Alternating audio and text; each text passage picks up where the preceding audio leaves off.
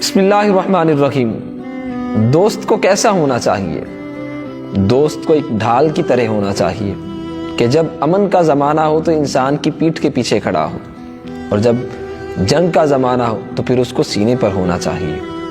اگر آپ کسی کے ساتھ مخلص ہو کے چل رہے ہیں تو اس کو بھی معلوم ہو کہ یہ انسان میرے ساتھ مخلص ہو کے چل رہا ہے، اور اگر کسی انسان سے آپ دشمنی رکھتے ہیں تو اس انسان کو بھی معلوم ہونا چاہیے کہ یہ انسان میرا دشمن ہے، کیونکہ جو درمیانی راستہ ہوتا ہے وہ منافقت کا ہوتا ہے، اور منافق کی نہ دوستوں میں عزت ہوتی ہے نہ دشمنوں میں عزت ہوتی ہے۔